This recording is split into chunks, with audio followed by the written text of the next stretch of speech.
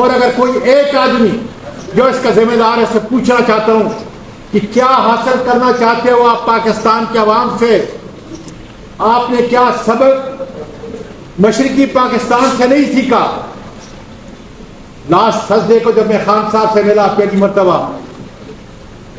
خان صاحب نے کہا کہ آزاد کشمیر میں یہ ٹیلر ہے، گندم کی ایک چھوٹی جیسی مثال ہے جو ہمارے کسانوں کے اوپر اتنا بڑا ظلم ہوا ہے، لیکن تیاری کرے کہ ریولوشن آنے والا ہے۔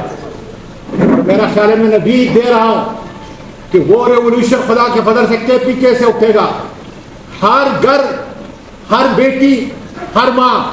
ہر نوجوان، ہر بوڑھا ان حالات سے تنگ ہے۔ وہ اپنی حقیقی آزادی کے لیے اپنے لیڈر قیدی نمبر 804 اس کی عظمت، اس کے نظریے کے لیے اپنی جان کا آخری قطرہ تک خدا کے فضل سے انشاءاللہ تعالیٰ بہا دیں گے۔ اور اگر 76 سال کے اس بزرگ کو تم نہیں جھکا سکے اور نہ تم جھکا سکو گے تو مجھے اپنے اللہ پہ یہ یقین ہے کہ پاکستان کے عوام کو، اس کے نوجوان کو، اس کی بیٹیوں کو، بہو کو کبھی بھی نہیں جھکا سکو گے۔ نہیں کاٹی گئی۔ میڈیا کے ذریعے پاکستان کے عوام کو کہنا چاہتا ہوں کہ اگر رجیم چینج کی FIR باجوہ کے خلاف کاٹی جاتی، اگر ڈاکٹر گل کو جس طرح اغوا کیا گیا، جس طرح بے لباس کیا گیا، اگر اس کی FIR ان ذمہ دار لوگوں کے خلاف جو ہے کاٹی جاتی، جو کچھ میرے ساتھ ہوا، میرے خاندان کے ساتھ ہوا، جس پر آج پوری دنیا لعنت بیچتی ہے ان لوگوں کے اوپر جنہوں نے اتنا بڑا گھناؤنا کردار ادا کر کے قانون کو اپنے ہاتھ میں لیا۔ میری وہ FIR سپریم کورٹ کے اندر ہے، اور یقین جانیے کہ جب سپریم کورٹ کے 5 ججز کے پاس گیا تو کیا کہا تھا کہ تم بڑے بہادر آدمی ہو، تمہارے ساتھ انصاف ہوگا۔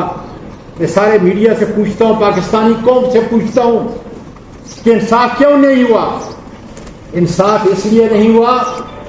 کہ 5 ججوں میں سے ایک جج نے کہا، میں اشارتاً کہوں گا